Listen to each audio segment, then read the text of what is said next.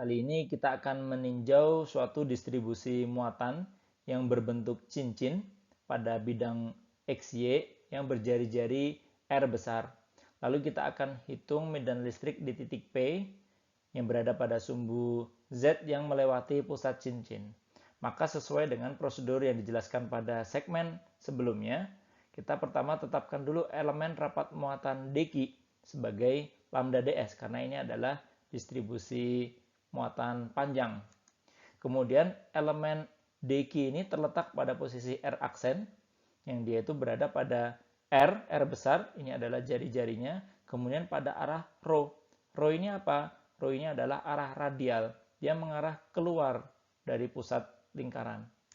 Kemudian posisi titik P itu berada pada sumbu Z, maka kita bisa nyatakan RP itu sama dengan H pada arah K.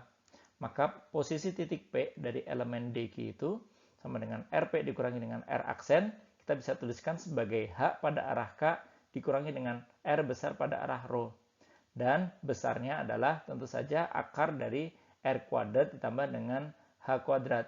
Maka setelah kita dapatkan semua bahan dari integral ini, kita bisa evaluasi medan listrik pada titik P itu sebagai K dikalikan dengan H pada arah K dikurangi dengan R pada arah rho dibagi dengan akar kuadrat dari R kuadrat ditambah dengan H kuadrat pangkat 3, lalu integral dari lambda ds.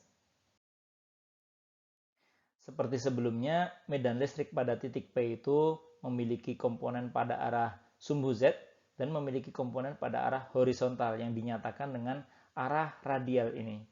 Akan tetapi kita ingat lagi bahwa karena simetri, maka komponen pada arah radial ini dapat saling menghilangkan. Sehingga kita hanya memiliki medan listrik pada titik P yang merupakan komponen sumbu Z saja.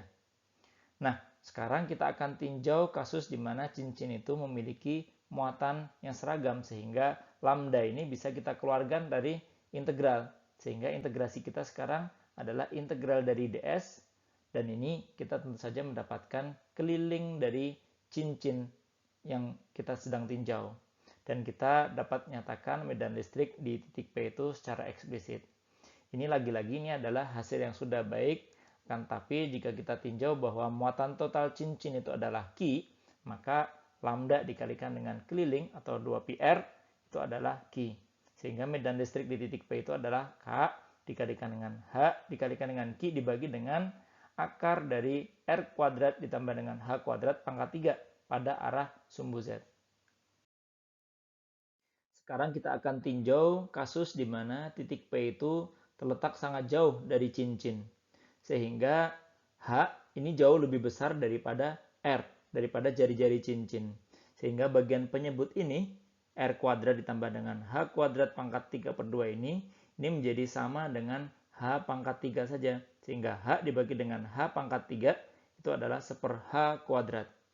Jadi medan listrik di titik P, jika P itu sangat jauh, kita akan dapatkan sebagai 1/4π epsilon 0, ini adalah konstanta, dikalikan dengan Q, ini adalah muatan total cincin, dibagi dengan H kuadrat pada arah K. Dan kita ingat bahwa ini adalah ungkapan untuk menghitung medan listrik oleh suatu muatan titik. Sehingga kita dapatkan kesimpulan yang sama. Jika P itu sangat jauh, maka muatan dari cincin itu akan dirasakan sebagai sebuah muatan titik saja.